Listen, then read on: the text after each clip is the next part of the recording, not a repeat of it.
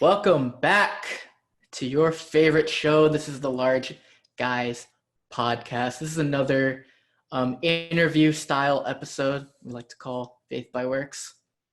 We're just interview. It's really just an excuse to interview our friends from the community and just hear their story and about the cool things they're doing inside and outside of the community. So today we have a special guest from Garland, Texas. This is Alex. So, Alex, would you like to introduce yourself real Yeah, quick? sure. Okay, my name is Alexandra Barrientos. I'm a student. I go to the University of North Texas and I study business marketing. Nice. Yeah. Nice. UNT. Cool. So, we usually start these just by asking about like your story with the community and how you joined. Um, so, I'm just gonna ask you exactly that. So, like, what year did you join? Was it in the youth or was it campus based? Like, what section? And how was your experience initially joining the community? Okay. Well, so you know how people call the community like womb to tomb? Hmm. Whenever it was KFC, like Kids for Family of Christ, I was in KFC Okay. like 2004. So, I would go vacation Bible school, eat the snacks. But then I was there till maybe 10 years old. And it was just like very surface level. It's fun. And I grew up with the same, kids. And that's how we like developed this like strong relationship going into the youth. So that's when it turned into YFL, Youth for Family and Life. And then it wasn't until my first joining camp where I really started to feel and have that personal relationship with God. And I was like, oh my gosh, there is something more here. I like it and I want more of it. But it's also like super intimidating because I was only 12. But going from there, I felt that like all the people that I've met and the different things that I've learned through each retreat and the ways that God revealed himself through that, it really has helped me grow. And, now I'm in campus base at college. I was at the TW one freshman year, and then this year at UNT, and then like following on. So yeah, I've been like 3 sections, hopefully more. Yeah, singles. Yeah. Shout out. Oh That's god. years from now, but okay, cool. So you talked about like a lot of the people that you've met. So one thing we've talked about in past episodes is how like being not necessarily just in this community, but I guess for sake of being more specific, like being in our community or just any community in general, but being part of like the youth or the kids, the youth, and now campus based.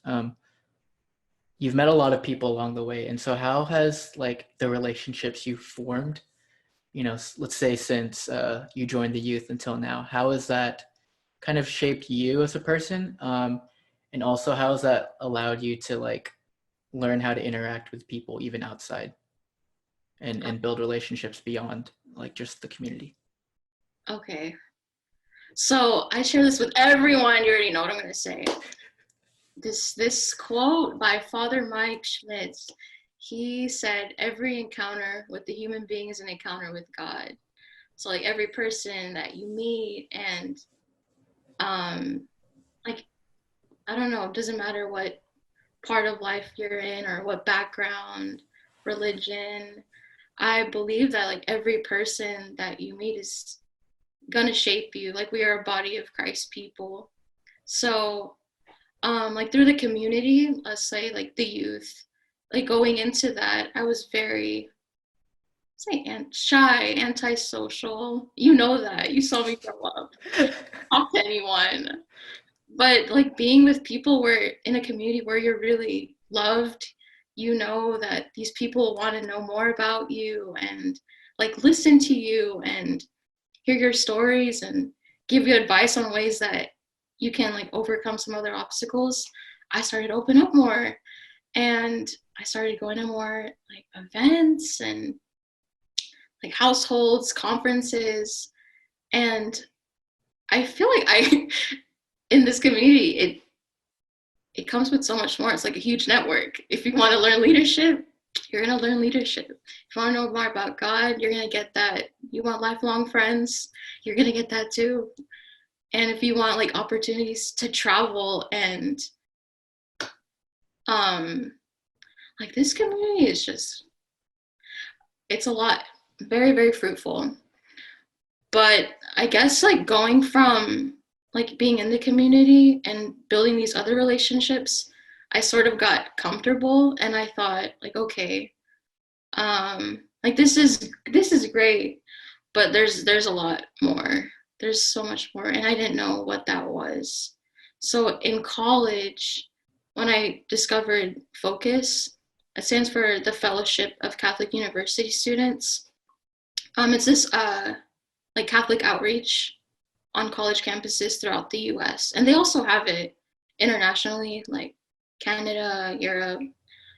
And they really focus on discipling like one-on-one relationships and implementing the habit of prayer to allow everything else to like lay out, if that makes sense. Yeah. I'm like going on so many tangents. But it was really through Focus where I started finding that and building this prayer life. And then everything just flowed. Like the Holy Spirit came through every person that I've met. And just this increase in trust was so high. Like I didn't even care anymore. I would just walk into it like, oh, you want to go here? I was like, yeah, I'm fine. Let's just go. And it's just, it's like this theory of change.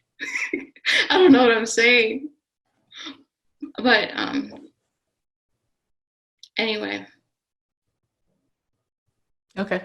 yeah, I don't know. Yeah, no, that's great, and definitely I can attest to how you've changed through the years. Like, I believe we first met, was it at Disco 2015? I think it was, yeah, Yeah, so you were in my group, if I remember correctly. I was. Yeah. See, so yeah, I remember that because that was the first time I met you, right? You were like really quiet. You were like super. How old were you? Like 15, I 14, was, probably. Yeah, yeah, something around that age. And so like you're like really shy, really quiet, and it's so funny because Elisa was my counterpart, Elisa Kino, and like luckily we had, well, not luckily, but um it was easier for us because we had like Ron and Kukai. So like those are people that we knew, and then there were a few of y'all that like we hadn't really met, and so luckily we had them who were also like really loud and like very interactive to kind of help everyone along. But I do remember you being like super quiet. Um, and then like a year later, we're serving again, but for the regional conference, and like you're like totally different. You're like the ringleader now of everything, and you're like just um, talking to everybody, and like I think you were already driving by then, right? So like was. Oh my you're gosh. driving, so you're like taking people places, and like was that the first time you really got into visuals, was around that time, right? Mm-hmm.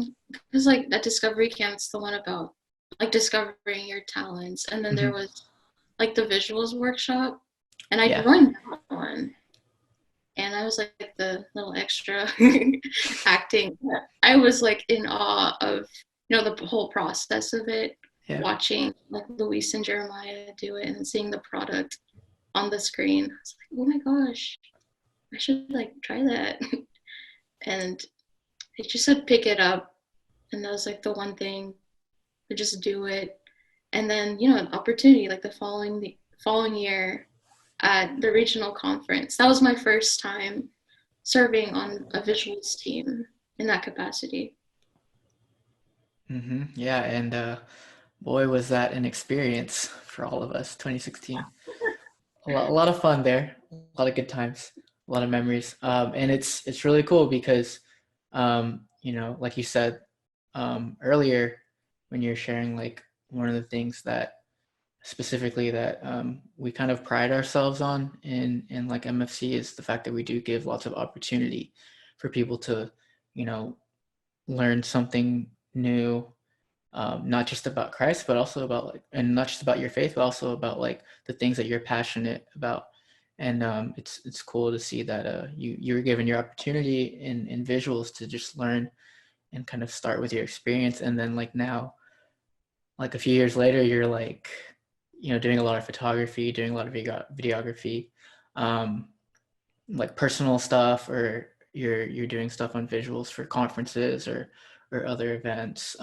You're also doing, like you had been doing media for FSA, right? Oh yeah, I served as the historian this There you past. go.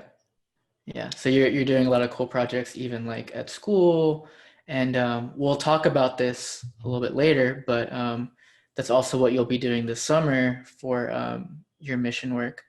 But before we get to Damascus, um, just in terms of being a missionary in general, that's something that you've, um, I know we've talked about it over the last couple of years, and you've been willing to share with other people, and you even had some experience even up till now with mission work. But what is it about being a missionary that that inspired you to even want to do that type of service? Mm. Oh, it was honestly like encountering missionaries like at this conference called Seek. These Mm-hmm. people just like had like an eagerness and willing to share about the work that they're doing, and I could tell that they were so passionate about what they do. And it was the Damascus missionaries specifically. They were really cool and like super fun, and they wanted to sit down and talk to us and encourage us to apply for their program. And I don't know, I could tell that these people like strive for sainthood and they were authentically themselves. And I said, wow, you can be, you can love Christ this much and just be you, like 100% you. You don't have to, put on this front of, okay, like I pray 100 hours a day.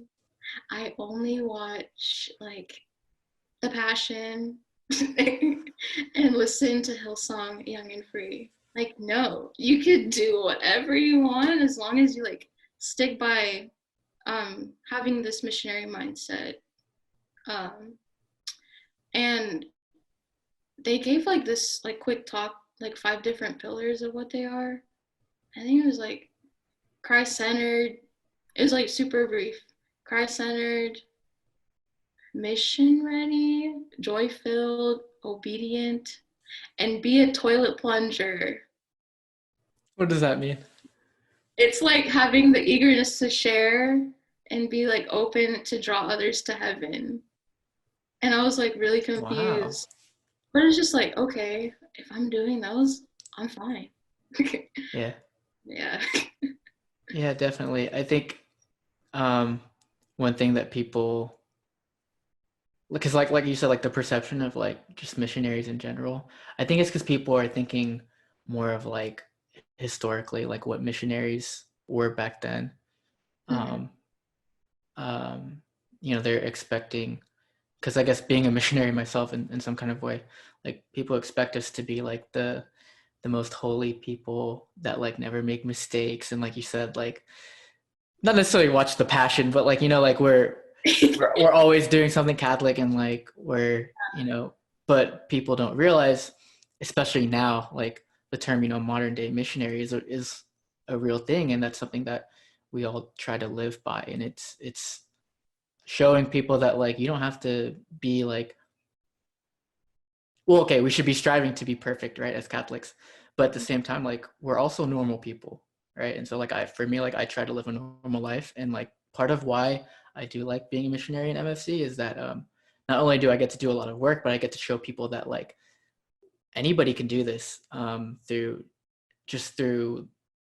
the power of Christ, and by using him as your strength, you can accomplish anything. And so like, I'm sure like people realize that I'm just a normal guy.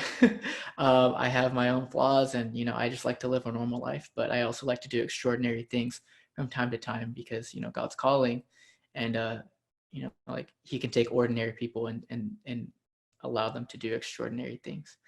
um, so I think that's really cool, right? And so, but like I said before, you had a little bit of experience already as a missionary. So you went on a mission trip last year, correct? Mm-hmm.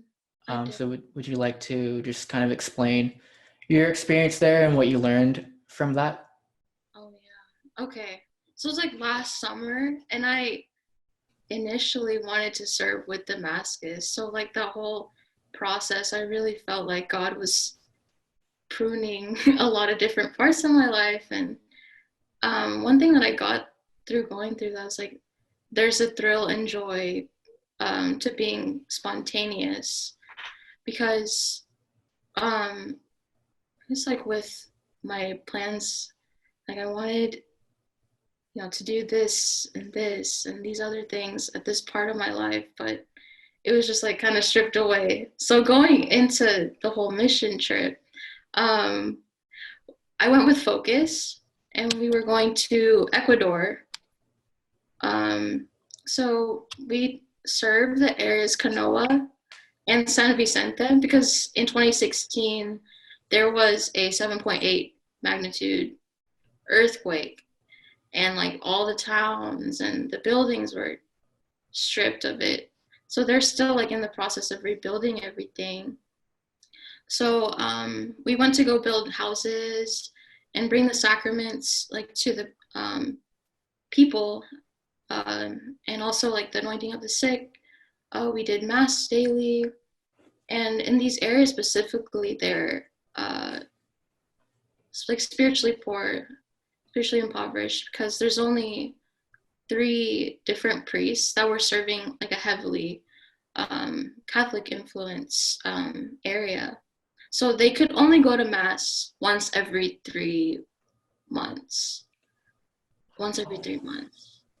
So it was like kind of funny, like thinking of the time that we're in now and like translating back to then. I was like, oh my Yeah. gosh.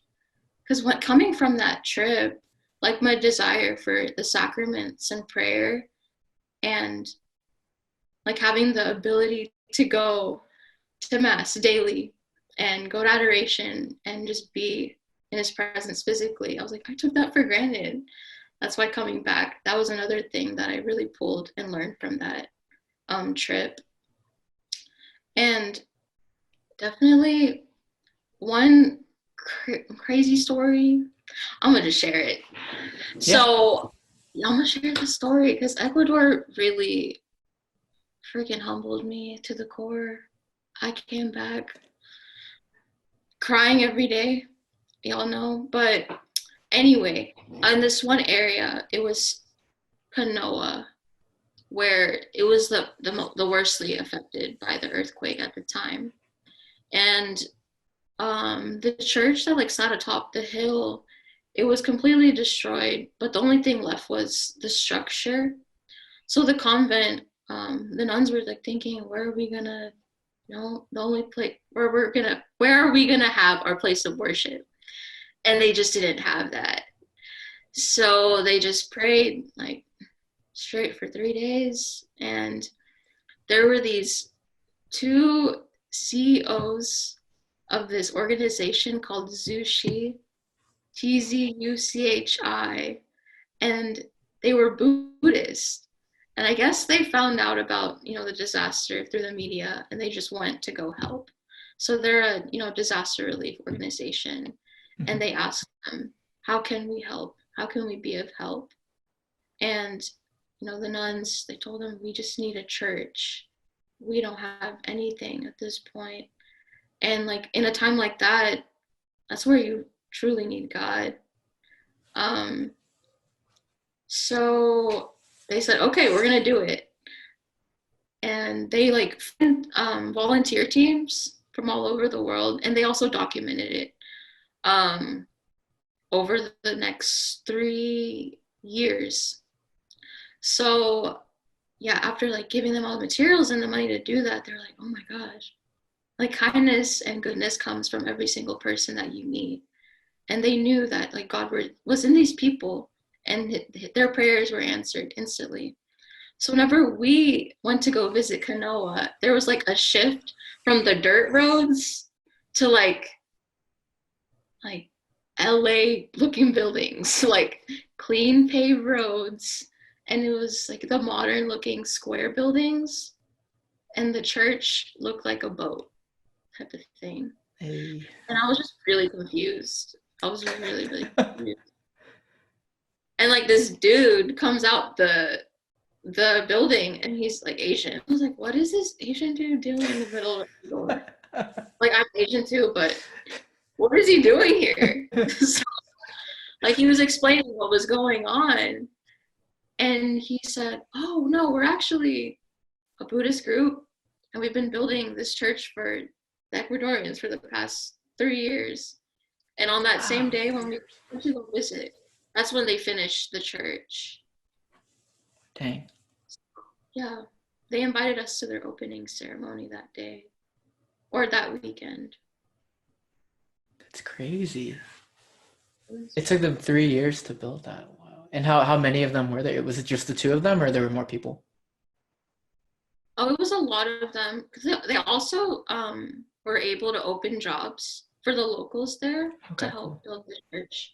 Because they not only built the church, they built like a convent for the nuns and like different like classes for Okay. like cooking classes or like other facilities for people to sleep in. It was really cool to witness. Yeah. Okay. So Yeah. that was last summer, right? And so I guess we'll fast forward now to present day. And so with all that experience of first joining MFC, kind of getting your first taste of what service is like, you have a visuals background, and that translates to wanting to become a missionary after attending Seek. You actually go on mission. Now all of that in some way, or I guess you mix all of that together, and now you're about to leave again this summer to do more mission work with Damascus. And so, can you just talk a little bit about what Damascus is, kind of what your job is going to be as well? Okay, yeah. So Damascus is a mission group based in Centerburg, Ohio, where they like follow Empower, like Awaken, Equip. So they love facilitating like like encounters with God through high adventure activities. So they have like rock climbing and like wakeboarding, swimming, and I guess when they go through these activities, they connect, God through it. Like, okay, when you're on top of this, I don't know, like this rock climbing wall, God, blah blah blah. You have to trust Him in this way. Okay. So yeah, like they really live and emphasize an adventure-filled faith at Damascus. So when I'm there, I'll be serving through the media staff. Yeah. Okay, cool. And so, like, as part of the media stuff, like, what exactly do you have to do? Okay. So what's kind of different this year, it's actually going to be online. Like the kids won't be going to the camp for the entire week Right. because of, COVID Uh-huh. precautions. But I think there's optional like a 2 day where they can come. Okay. But I'm going in like trusting God wholeheartedly. And I wasn't told about everything that we're doing, but I know if we're not going to be like documenting like the camp of the kids like physically, I think we'll be doing some type of like social media marketing, um, probably making films Okay. and like skits to set up for the online camp because they kind of switched it to mainly online. Gotcha. Yeah, that makes sense. I it's something around that that realm. Okay. Yeah, that's funny because like when you were first explaining it, I was just immediately thinking like Camp Rock type, like they have like all these Oh yeah. fun activities. So it's like a Catholic Camp Rock. um, maybe who knows? Maybe Demi Lovato will show up or the Jonas Brothers. Um, but okay, so we're gonna take a little bit of a pause, right? Because we still have a couple things to talk about with that. But we're just to kind of take a break from the interview process. We're gonna play a little game, right? So we have this segment that we're trying to do that's recurring called rapid fire questions. Okay. And so what it's gonna be is I'm just gonna put 45 seconds on the clock. So I'll time it, and I'm just gonna ask you some random questions. If some of them will be like faith or community related, some of them will just be like super random. Who knows? It's just kind of whatever comes to mind. But we'll have 45 seconds on the clock, and then you're just gonna answer as many questions as possible. Let's do it. All right, you ready? Okay. Yeah. So first question is, if you could have one superpower, what would it be? Uh, intelligence.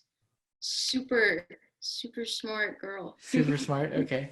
Um, do you like to text, call, or FaceTime? Like, what do you prefer? FaceTime. FaceTime. Nice. What's the best conference you've ever attended? Ooh, Seek 2019. Nice. Um, Yes. what is your favorite worship song right now? Lord Send Revival by Hillsong Young and Free. Nice. That's If you had to choose CVS or Walgreens, which one are you walking into? CVS. Okay. And last question, are you subscribed to the Large Guys podcast? Yes. On Spotify. Okay, there you go. That works. Oh, yeah. Shout out. Yeah, you can. I mean, since Hey, y'all since better. since you mentioned it, we'll probably plug it again later. But you can follow us on YouTube, Spotify, Apple Podcasts, Anchor, wherever you prefer. Y'all are on everything. Or you can do all four of those platforms. I'm not gonna hold a gun to your head, but at the same time, I highly suggest it. Also follow us on Instagram at Large Guys Podcast. But anyway, so thanks for playing that game with us. So now going back a little bit to what we were talking about, um, what are you hoping to get out of me? Because you've already learned a lot, right, through your previous experiences, and that's kind of led to this moment. And so, what are you hoping to get out of this whole summer? When do you leave, by the way? It's like mid-August, probably August 15th. That's when you come back, Oh, when or I leave, I come back. when Oh, you you mean leave? like leave? Yeah. I'm done. Next Saturday. Next Okay. Wow. Saturday. So that's soon. And so you'll be there till August. Yeah. Wow. Okay. Cool. So yeah. So what do you expect to get out of these next 3 months? Oof, okay. One part is like the art, like artists, like become a better artist and like a way of connecting it with the faith. Because I'm Okay. still like struggling trying to um connect the two. Like bettering my skills and finding a way to best like showcase God's love. Like it like through any medium where it's photo, video, graphic design, definitely to improve in that way. And then like as a missionary or follower of Christ, um, I do want to come out with like the highest love and desire for the sacraments Nice. and prayer because I feel like it's been what 2 months now, and I haven't gone to adoration in so long or received the body and blood for a really long time. So with the thought and longing for that is to come, I don't know. I might cry. I might cry when Jesus comes. Maybe, but honestly, like it's all in his hands. I don't know, but I'll update you. Nice. I'll Okay. update you. Yeah, for sure. And I mean, you probably have, I mean, you also have a lot to look forward to even when you come back, right? So I guess the last thing before we end is you're going to be president at UNT's campus base this coming fall, right? Um, so how do you think, or how do you expect your experience at Damascus this summer to, like, how do you expect that will help you for the next chapter of your life, which will be in the fall when you're president? Okay. Definitely just being open and willing to invite and not be afraid of like your own faith. Because college, especially going to like UNT, super liberal school, like I don't know. I think that I'll just be like I want to be like 100% transparent what I believe, and I want to save the souls and like draw them to heaven, and just creating those intentional relationships and connections with new people that I'll encounter on campus. Um, I I believe that's what it's gonna do. Damascus is probably gonna do something to me, but it's gonna deepen this love to want to save more souls on Nice. campus next year. Nice. Yeah, praise God. Amen to that. Um, yeah, definitely. Like the only reason why I bring that up is because somebody recently has been telling me that like, you know, mission work and service in general is meant to not just serve God right at the time that you're doing it, but it's also to prepare you for the next step in your life. And you know, like whatever your vocation is, even moving forward. But even along the way, you know, because obviously when people think about vocation, it's like, oh, it's either marriage, single blessedness, or going to the convent or the priesthood. But even along the way, like for you, you know, the stuff that you've already experienced prepared you to get to Damascus. Damascus is going to prepare you for whatever happens in the fall and even beyond that. And so, like one piece of advice I will say is just have a like enjoy as much of it as you can, and just always be on the lookout for different signs and different symbols of what's to come, because obviously God has already been using you, but he's going to use you even more now in a very different and new environment, and it's going to reveal to you something. You know, there's always a bigger picture to our lives, and so it'll be cool because it'll give you a chance to learn something new about what God has in store for you, even beyond what you're doing this summer. And so yeah, I'm really excited for you. Are you guys still accepting like donations and stuff?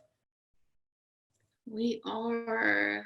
Oh my Okay. gosh, such a plug. Yeah, so I got you. Don't worry. So what I'll do is I'll put the link to the donations for Damascus in the description somewhere in YouTube. Um, so for all of you listening out there, if you want to, if you're interested and you want to help support Alex and the rest of the missionaries, right? So you don't have to just um, donate to Alex, but you can donate to other people as well. But obviously, since Alex is here, I will highly encourage, you know, help your girl out, right? So we'll have a link there. So if you guys are interested, if you want to learn more about Damascus or how to donate and help their cause, because for every organization that does the Lord's work, you know, there's always some financial need to continue doing that work. So I'm sure they would. Alex and the rest of her team will really appreciate that. So yeah, do you have before we wrap up, do you have any last things you would like to share or say before we go off air? Mm, I'm gonna say Any words of just wisdom? words of wisdom. I don't got much. I feel like I've like dimmed down in these quarantine times, but just talk to the homie Jesus. That's all you gotta do, and everything else, he will reward it and replace it with a lot more fruit. So talk to him. Nice. Talk You're to right. him. You're right. Talk to him. Talk to him. That's good. So again, thank you for joining us. Thank you for being our special guest. Um, I'm still getting used to the whole interview format. So thank you for being part of this process. And just a couple plugs before we close. Somewhere, I think it's either down here or down here, depending. I never really know how it comes out after I'm editing, but somewhere in your bottom right corner is the logo of the Large Guys podcast. And so, of course, I want to shout out Oh My for creating Yeah. our logo for us. It's dope. If you want to see more of her work, follow her on Instagram. It'll be somewhere in the description or like here. She has a personal page, and then she also has an artist page where she does all of her art. And then also she does sticker designs. So if you want to purchase any of her designs, we'll have a link to her Redbubble. I think it's Redbubble in the description below as well. And also, if you are a recurring viewer or if you are a new viewer, right? If you're here because you saw Alex that's on the show and you're, a big fan of hers and you want to see what this is all about. If you liked what you heard, like and follow us or subscribe to us on YouTube. So hit that subscribe button somewhere down below. You can also follow us on Spotify, Apple Podcasts, or on Anchor. We're basically anywhere. If you like podcasts, we can be found anywhere. But we thank you guys for listening to this interview. I encourage you guys to listen to any of our old episodes, but also stay tuned because we have a lot of really fun and cool interviews with people like Alex who are really cool and have a lot to share, a lot of knowledge, and a lot of things that they can testify to. So stay tuned for that. And thank you guys. Thank you, Alex, again for joining us. And we'll see you guys later. Peace out. Bye, y'all.